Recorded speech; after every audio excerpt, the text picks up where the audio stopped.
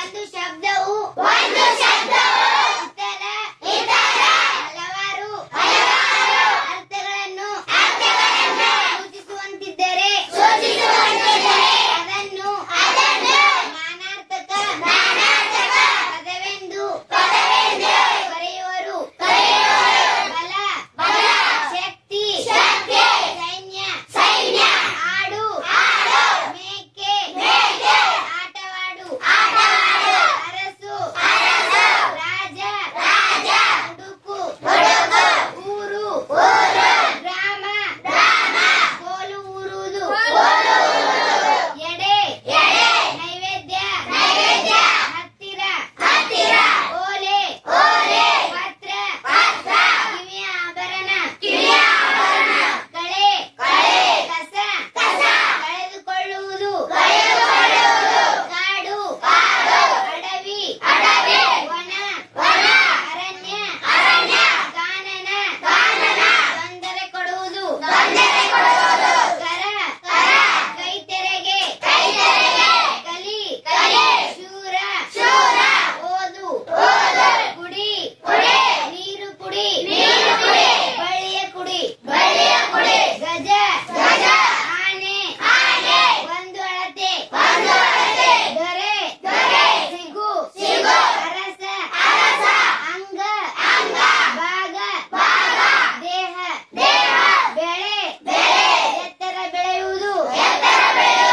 ಹೊಲದಲ್ಲಿನ ಬೆಳೆ, ನಾಮ, ಹೆಸರು, ಮನೆ ಮೇಲಿನ ನಾಮ, ಹೊಳೆ, ನದಿ, ಮಿಂಚು, ಆಶ್ರಯ, ಮೂಲಸ್ಥಾನ, ಆಸರೆ, ಕರಿ, ಕಪ್ಪು, ಆನೆ, ಭಾವ, ಭಾವನೆ, ಅಕ್ಕನ ಗಂಡ, ತಂದೆ, ಅಪ್ಪ,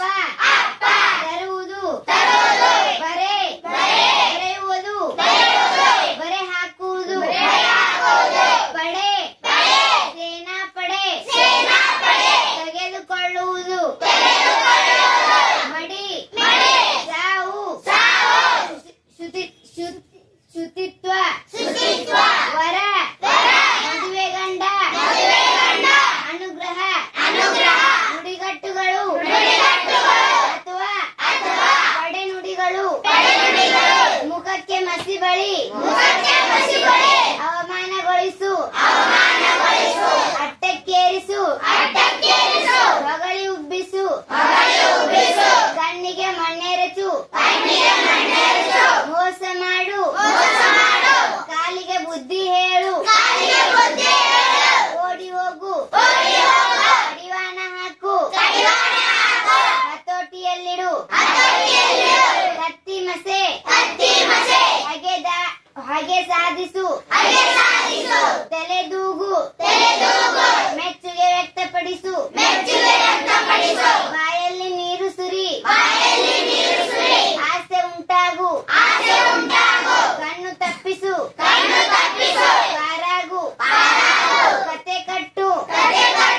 ಸುಳ್ಳು ಹೇಳು, ಗಗನ ಕುಸುಮ, ಕೈಗೆ ಎಟುಕದ, ಗಾಳಿ ಸುದ್ದಿ, ಹಾರಿಕೆ ಸುದ್ದಿ, ಟೋಪಿ ಹಾಕು, ಮೋಸ ಮಾಡು.